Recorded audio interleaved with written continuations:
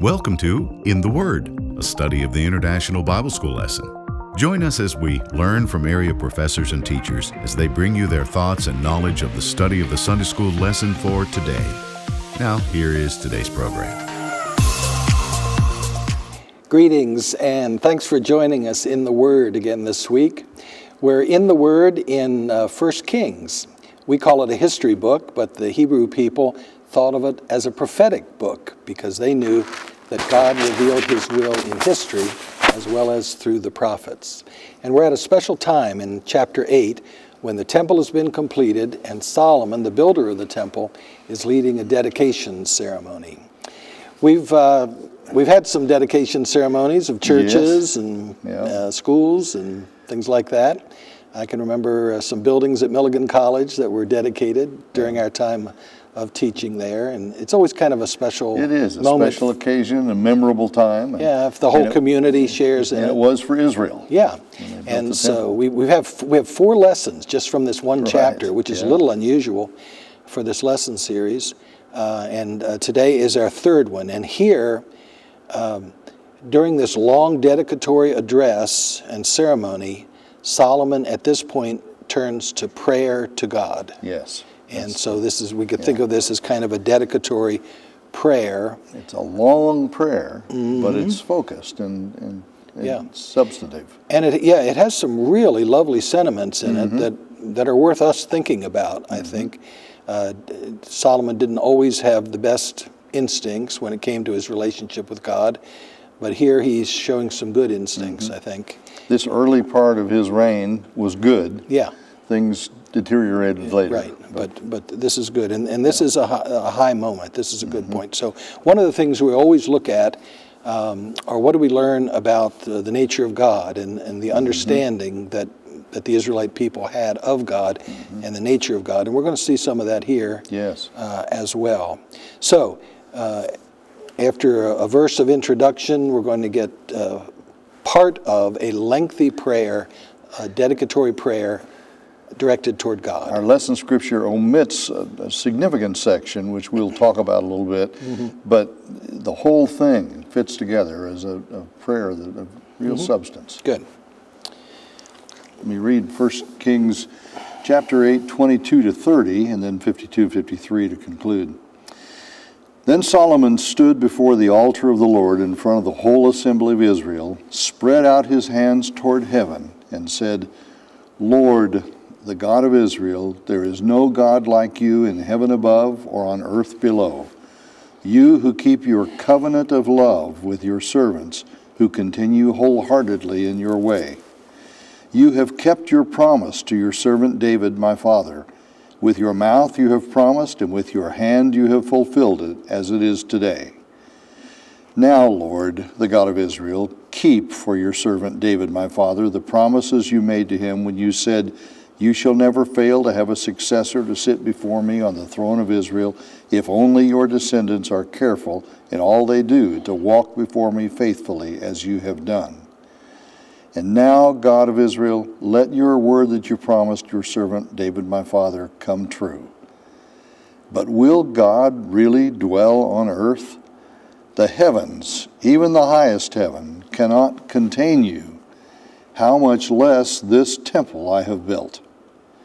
Yet give attention to your servant's prayer and his plea for mercy, Lord my God. Hear the cry and the prayer that your servant is praying in your presence this day. May your eyes be open toward this temple night and day, this place of which you said, My name shall be there, so that you will hear the prayer your servant prays toward this place. Hear the supplication of your servant and of your people Israel when they pray toward this place. Hear from heaven your dwelling place, and when you hear, forgive. In verses 52 and 3. May your eyes be open to your servant's plea and to the plea of your people Israel, and may you listen to them whenever they cry out to you. For you singled them out from all the nations of the world to be your own inheritance, just as you declared through your servant Moses, when you, sovereign Lord, brought our ancestors out of Egypt. Well, this is a beautiful prayer. 20 verses of it are missing, and Yes. we'll hope we have time to make a brief reference to that. There's some interest in the positions of prayer throughout this dedicatory ceremony. Yes. We see Solomon sometimes standing. He stood, as it starts here. At the end, it says he had been kneeling. Yeah. So, and we observed in an earlier ceremony with David sitting in the tent where the ark was housed. And there are times when people are prostrate on the floor. Yeah. So we've noted before there are various attitudes of prayer and various postures of prayer which are appropriate to one another. So here we have Solomon standing before the altar. Now, in the temple, as in the tabernacle, there were two altars. One was in the holy place, inside the tent, in an inner room, and that was the altar of incense. Then there was the one out in the courtyard, the huge one, the altar of burnt Where offering. there was a lot of fire, a lot of burning going on. But that one was out in a more public, open courtyard area. So we assume that that's the altar that's being referred to here, the one where they actually brought the sacrifices and the offerings. The whole assembly, of course, is still there. And here Solomon is not only standing, but spreading out his arms. Spreads toward heaven. Yeah, and that, I guess, is an attitude both of praise, but also of supplication. And openness for the receiving of what God would give. Right, yeah. By the way, prayer and supplication are two words for prayer that are used throughout this passage here. Supplication implies pleading with God for some benefit, whereas prayer is the more generic term. Prayer and plea are both used in one sentence. Yes, verse right. 28. And that word plea is supplication. Yeah. Well, the prayer itself begins then in verse 23, and it begins with a sentiment that is very, very central to the faith of Israel. Yes. This no God like you. We saw David saying, there's no God like you, there's no God but you. And Solomon is saying, there's no God like you in heaven above or earth below. Later on, he'll give in and build temples for his various wives, and it sounds almost by the end of his life that he participated some. So It does. this sentiment early is good. We don't know if he kept it strongly all through. He may have continued to believe that there is no God like Yahweh, but the question is, did he continue to believe there's no God but Yahweh? Yeah, right. It's a little hard to know by the end. But this echoes the Shema that you were talking about a couple weeks ago, that we believe in one God. That was the core belief of Israel. It kind of connects back to the opening commandments of the Ten Commandments, where we get kind of an exclusive worship of Yahweh. Yeah, and here he specifically indicates, you who keep your covenant of love with your servants. It's this covenant relationship they've got with, that Israel has with God, that is the unique experience. Yeah. That word love is one of the many attempts to translate an almost untranslatable Hebrew word, hesed. We see it constantly. Yeah, we see it all over. It's all over the prophets, and here we see it in these historical books. It's just such a very important, beautiful word to describe God's faithful, loyal, covenant love toward his people, and then he calls on his people to reciprocate with hesed the same toward him. The loving kindness, the mercy, the covenant love. Right. So that's the word love there, hesed, and you're right to suggest that this relationship is described in covenant terms. The phrase in heaven above or earth below here in verse 23 is one of several reminders that Solomon is really trying hard not to put limitations on God. He's trying to remember that God is the God of the universe and cannot be limited spatially or in any other way either. In the ancient world, so many times, each kingdom would have its gods or gods, and the idea was that that God was in that kingdom, and sometimes you find people talking about Israel as if God were limited to that one Right. location. And the message of the Old Testament is no. Yeah. There is one God, and the God of the whole Yeah. world. Sometimes their language would invite that misunderstanding, and we see it here in this chapter. The God of Israel, the God of Israel, the God of Israel. Yeah. So it sounds like this limited. God belonged to one nation, and then another God in another nation. But Solomon really is working hard to say that the God of Israel, the God that Israel worships, cannot be limited spatially. And we've seen before, and we see really in this lesson, the poverty of our language to understand God. We have to use what we know, and so we talk about God's mouth, His hand, His eyes. Yeah. He's listening as if He has ears. Yeah. And yet we know God doesn't. Yeah. But that's the only way we can understand how to speak it. We call that language anthropomorphism, meaning that we try to talk about God using human forms. Right. Anthropomorphism. But we know, at least when we're at our best, that we're using limited language, Right. but not intending to limit God Right. in any way. There's kind of a conditional notion to the covenant relationship here in verse 23. God is a covenant-keeping God. You keep your covenant of love with your servants. But then he describes the servants, that is the Israelites, as those who continue wholeheartedly in your way. And there's a conditional feel to that. To walk in the way. Yeah, to walk. In fact, it is the word walk, which is used widely in the Old and New Testament to describe faithful living and faithful following.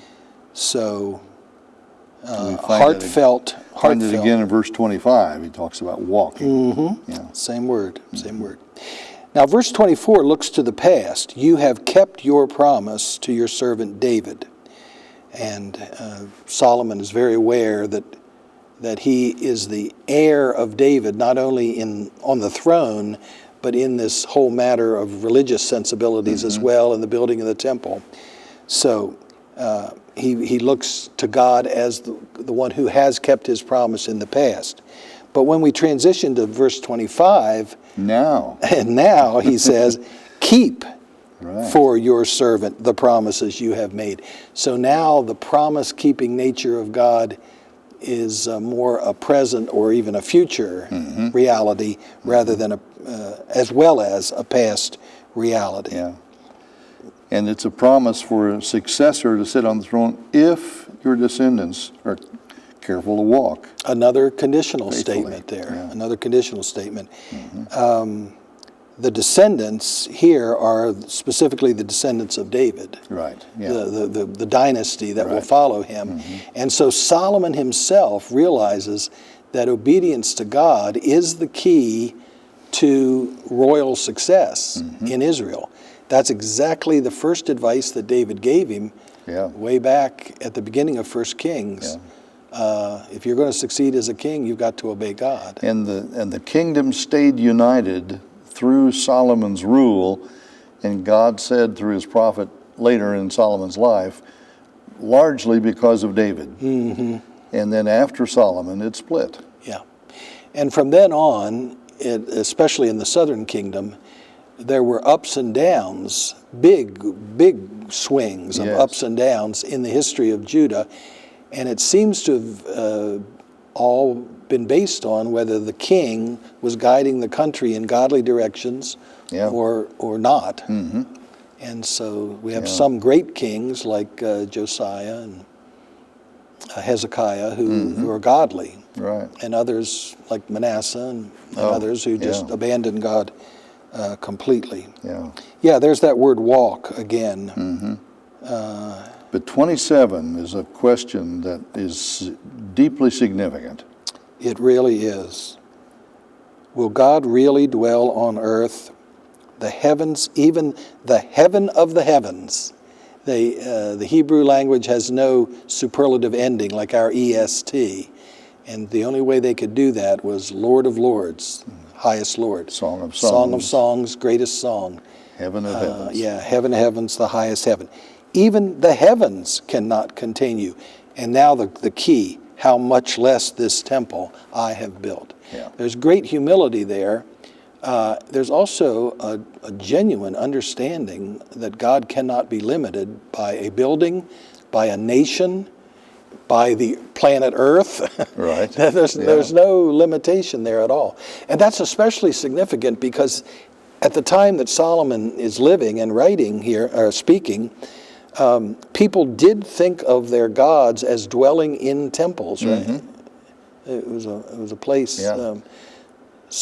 And there's a danger because if Israel had that idea, then after the monarchy falls and Babylon destroys the temple, does that mean God is destroyed? Mm-hmm. And that was a crisis in their faith that they had to deal with. Mm-hmm. And the book of Kings probably was written at about the time the kingdom is either falling or going to fall. Mm-hmm. And some of these issues are being dealt with really in the story of what Solomon said. Yeah. It's an interesting thing. Israelites were tempted to connect their faith in God to a building, that is the temple. They were also tempted to connect it to a place on earth, that is the promised land. Yeah. And so if the temple is destroyed and or you're wrenched away from your land, where's your God? Yeah. And I think, we may not think that we have those same attitudes, but I think they do tend to creep into our thinking sometimes. If we identify one nation with God too strongly, we get in danger sometimes. Our nationalism can overcome our faith. Right.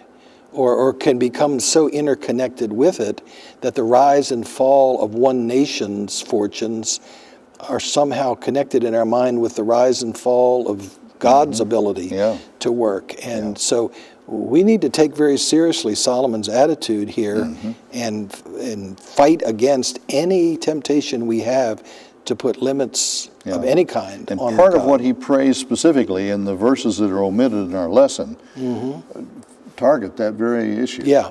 Those omitted verses have as their springboard verse 30, where he's invited God to listen and to look toward the temple, because that is the direction that God's people are going to be praying toward. So he says, hear the supplication or plea of your servant and of your people. Servant is Solomon, Israel, when they pray toward this place. It's not in this place. Right. Toward this place. We've said before, the temple was not built for everybody to gather within the building. The priests were in the building, the people gathered focusing their worship toward that. Or even if they're at their homes 100 miles away, you could turn toward Jerusalem and pray, as it were, toward the temple as a way of focusing your mind on God. Or even if they're captives in another land. We'll see that coming up. That's true. That's true. But the point I was hoping to drive at is he invites God to hear from heaven, and when you hear, forgive. That's a significant point. It is. And one of the commentators that we read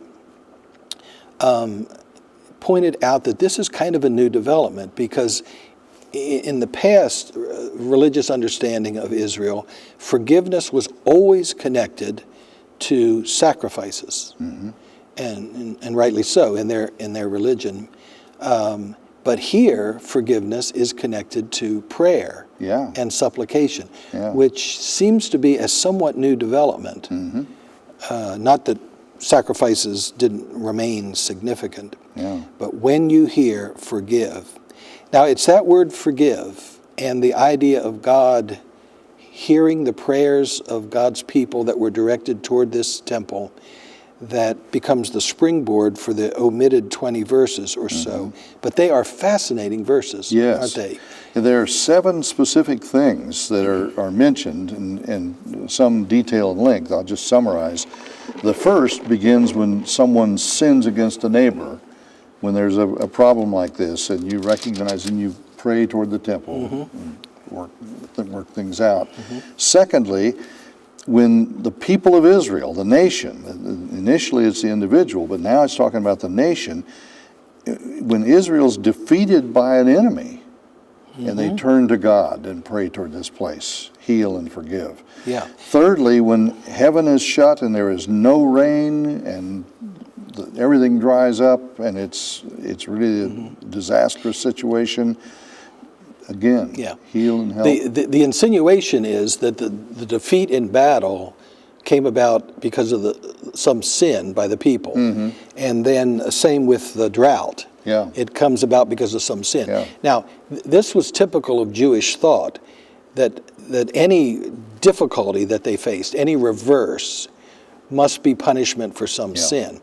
Now, we've moved beyond that. And the book of Job deals with that. Yeah, even Israelites and prophets, Israelite prophets, somewhat moved past that. But we have to recognize that that's in the background. And that shouldn't be part of our thinking as Christians either. Right. It is true that sin causes suffering, but it's not true that all suffering is the direct result of a specific sin. Yeah. But that is the implication so far. All right, what's And number 4? The fourth one, when there's famine in the land, or plague, or blight, or mildew, or locust, a whole list of different things. Again, here when they pray. But the fifth one is significant when foreigners from other lands come because they've heard about God and turn to this temple. Hear them. And here Solomon calls on God to hear the prayers of immigrants. Right. And to respond positively to the heartfelt pleas of immigrants. And the reason for that is so fascinating. This is in 1 Kings 8 and verse 43. So that all the peoples of the earth may know your name and fear you. Exactly. In other words, worship you. Yeah. What's suggested here is that the coming of foreigners to Israel and their welcome to Israel and their welcome to come to the temple as people who worship other deities. Other gods. But their welcome not only will be a way of involving them in the worship of Yahweh, but it becomes an amazing evangelistic testimony to other peoples of the earth. Yeah. Now that's an attitude toward immigrants that I don't know that we always think about. We don't look at that sometimes. We look only in political and nationalistic perspectives, and we need to see this from God's perspective.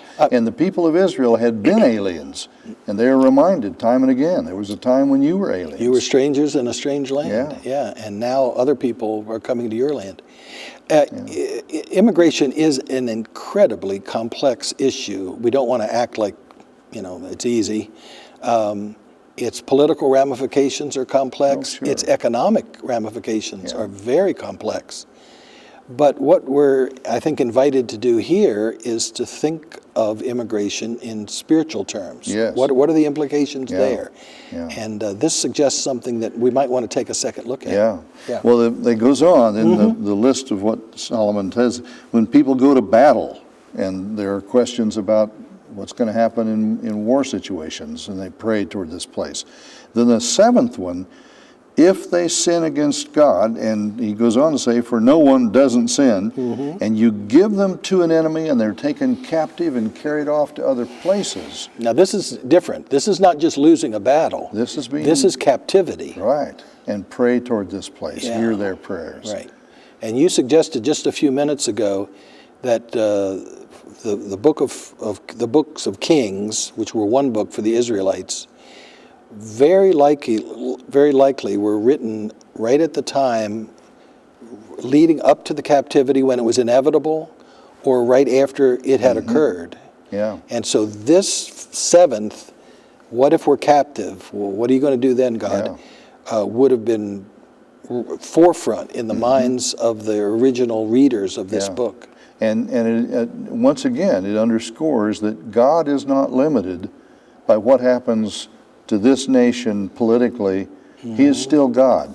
And that brings to my mind the book of Habakkuk, when chapter 3, verses 17 and 19, he says, when everything fails, when everything is just disastrous, God is still faithful. We still thank God for who He is. Yeah. And that's the lesson that the Israelites had to learn during those decades of captivity in Babylon.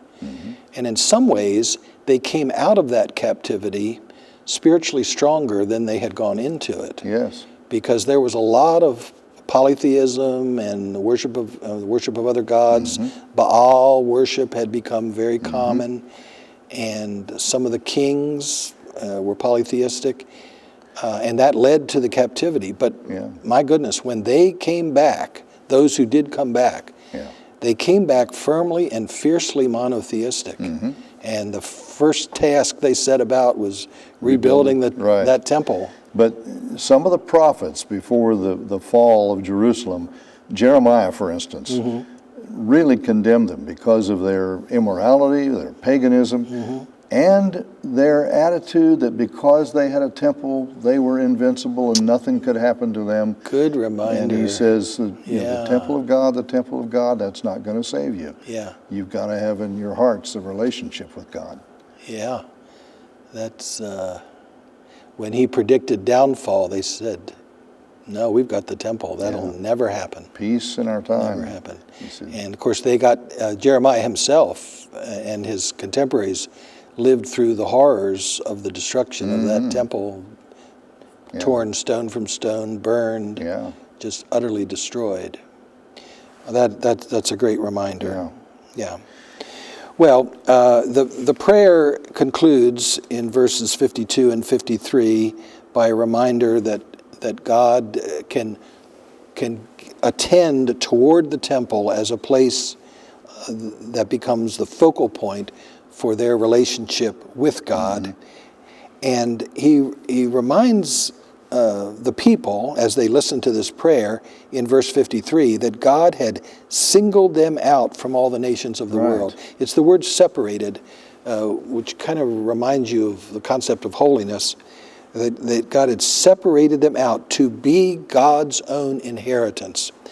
But when we read these words, we need to recall the broader context of the purpose for which God separated them from the peoples of the world. He was concerned for all the nations of the world and used Israel for that purpose. So he separated them from the nations so that they could become a powerful testimony to the nations. And I think that's something that we need to take very seriously too. We sometimes think of ourselves as Christians, as the people who stand apart from the others who aren't honoring God in the way that we should. But lest that become a matter of pride for us, it needs to become a matter of purpose in our self-awareness of the missionary and evangelistic responsibilities. The one thought that I wanted to come back to too, will God really dwell on earth? Solomon raised that question. In Jesus, God has dwelt on earth. But it was his choice and not the limitation of God that man had. So you think about the incarnation of Jesus. The incarnation in Jesus. Well, I'm glad we worked our way up to the gospel and the good news of Jesus today. Thanks so much for joining us. This was a fascinating study, again from chapter 8. One more week in 1 Kings chapter 8. Hope you'll join us then. We'll see you. This has been In the Word, a study of the International Bible School lesson brought to you as a ministry of First Christian Church in Johnson City, Tennessee. Our thanks to our teachers that led us for this week's lesson. Join us again next week for another lesson from the International Bible School lesson text. This has been a production of First Christian Church.